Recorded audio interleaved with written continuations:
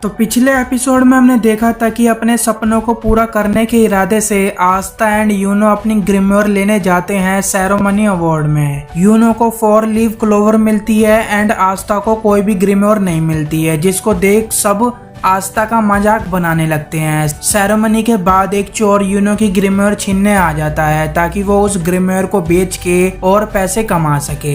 आस्था उनकी आवाज सुन के यूनो को बचाने आ जाता है, बट वो चोर आस्था को बहुत बुरी तरह पीटता है और कहता है उसके पास एक ऐसी मैजिकल एबिलिटी है कि वो अपनी मैजिकल चेन से किसी को भी टच करके बता सकता है कि उसमें कितनी मैजिकल पावर है। और उसके अकॉर्डिंग आस्था के पास बिल्कुल भी मैजिक नहीं है, 0 मैजिक। यही सोच के आस्था भी गिव अप करने ही वाला होता है। अगर मेरे पास मैजिक ही नहीं है तो मैं कितनी भी मेहनत कर लूं, मैं कभी भी मैजिक यूज नहीं कर पाऊंगा। तभी यूनो कहता है आस्था लूजर नहीं है, वो मेरा राइवल है। तभी अचानक आस्था की एक हिडन ग्रीम्योर दिखती है। अब आगे उसे आस्था में फिर से जोश आ जाता है और एक डार्क कलर की ग्रीम्योर दिखती है जिसमें से एक स्वॉर्ड निकलती है। यूनो कहता है मुझे पता था कि ऐसा हो ही नहीं सकता कि आस्था को ग्रीम्योर ना मिली हो। आस्था हमेशा से ही ऐसे था, पहले भी और आज भी, चीजों को इम्पॉसिबल से पॉसिबल बनाने वाला। फिर हमको स्टोरी में पीछे लेके जाया जाता है जब आस्था एंड यूनो छोटे थे।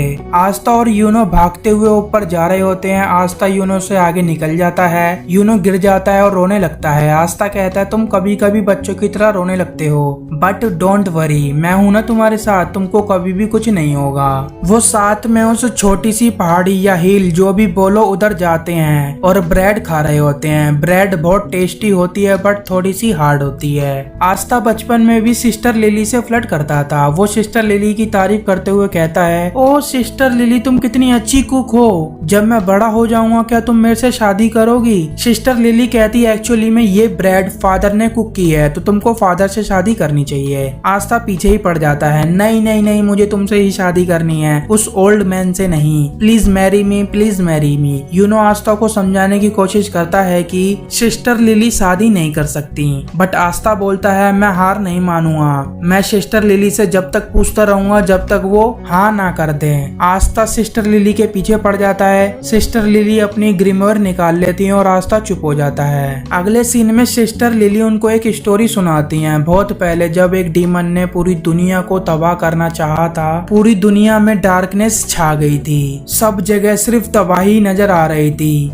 फिर एक बहादुर जादूगर ने उस डीमन से फाइट करके उसको हराकर दुनिया को बचा लिया। और उसके बाद यूनो पहले तो डीमन की स्टोरी सुनते समय डर रहा था, बट जब उस महान जादूगर के बारे में सुना तो वो बहुत इंटरेस्ट से कहानी को सुनने लगा। उसके बाद उस जादूगर को क्लोवर किंगडम का विजर्ड किंग बना दिया। आस्था के पूछने पर सिस्टर लिली बताती है अभी भी इस टाइम क्लोवर किंगडम का एक विजर्ड किंग है। Generation to generation wizard king का टाइटल किसी और को दे दिया जाता है जो उसका हकदार हो एंड जो उसके लायक हो। विजर्ड किंग की वजह से ही आज क्लोवर किंगडम में लोग इतनी पीसफुली रह रहे हैं। किंग के बाद second most important person wizard king ही है। आस्था भी अपना मन बना लेता है विजर्ड किंग बनने का। यह सुन सिस्टर लिली का रिएक्शन भी लाइक व्हाट, विजर्ड किंग? वो पूछती हैं विजर्ड किंग क्यों बनना है? आस्था बताता है विजर्ड किंग काफी स्ट्रॉन्ग एंड सुपर कूल होता है। बस इतना ही नहीं, वो इम्पोर्टेंट होते हैं, उनके पास पावर भी होती है। अगर मैं विजर्ड किंग बन गया तो मैं लोगों की लाइफ बेटर बना दूंगा। फिर हम अच्छे अच्छे कपड़े पहन पाएंगे, जितना चाहे उतना खाना खा पाएंगे। सबसे पहले तो मैं इस गंदे से चर्च को दोबारा से अच्छे से बनाऊंगा। सिस्टर लिली मैं एक दिन विजर्ड किंग बनूंगा और आपकी लाइफ भी बेटर बना दूंगा, सो प्लीज मैरी मी। उसके बाद आस्था मैजिक करने की बहुत कोशिश करता है बट वो नहीं कर पाता।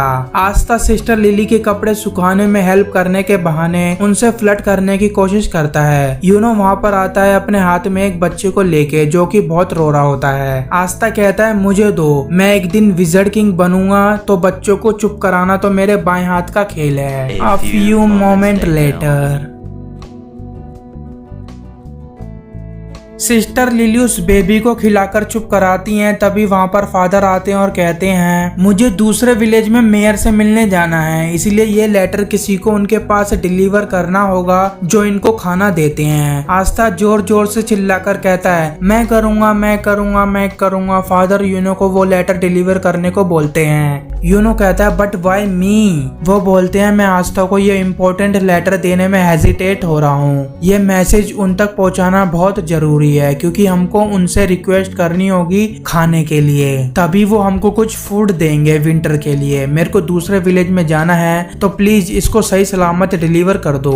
आस्था कहता है मैं कर सकता हूँ अगर तुम नहीं जाना चाहते तो। यूनो कहता है फादर ने ये रिस्पॉन्सिबिलिटी मेरे को दी है तो मैं ही इसको करूंगा।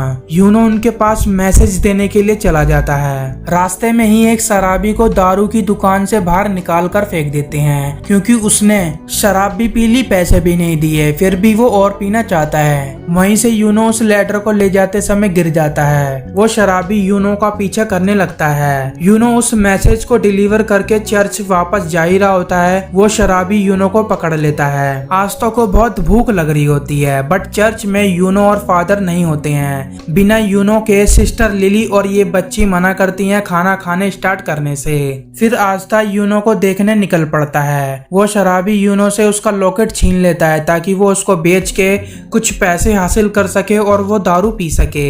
यूनो उसको वापस लेने की कोशिश करता है बट वो यूनो को पीटने लगता है। यूनो डर के मारे अपना मैजिक भी यूज नहीं कर पाता। वो यूनो को जान से मारने की धमकी देता है। तभी उधर आस्था आ जाता है और शराबी से फाइट करने लगता है। आस्था उस शराबी को यूनो का लॉकेट वापस करने को बोलता है बट वो मना कर देता है और आस्था उससे फाइट करने लगता है। वो शराबी बहुत पीटता है आस्था को बट आस्था हार नहीं मानता। इसी वजह से वो शराबी फ्रस्ट्रेटेड होके वहां से चला जाता है यूनो का लॉकेट उसको वापस करके। यूनो आस्था से सॉरी बोलता है, उसकी वजह से ये सब हुआ। आस्था कहता है डोंट वरी, मैंने तुमसे कहा था ना कि तुमको कुछ नहीं होगा, मैं तुम्हारे साथ हूँ। ये तो कुछ भी नहीं है, एक दिन मैं विज़र्ड किंग बनूंगा और सबकी लाइफ बेटर बनाऊंगा, सबको प्रोटेक्ट करूंगा और सबको खुश रखूंगा। मैं सबको दिखा के रहूंगा, भले ही तुम शाही घराने से ना हो तब भी तुम एक आम इंसान होके भी विज़र्ड किंग बन सकते हो।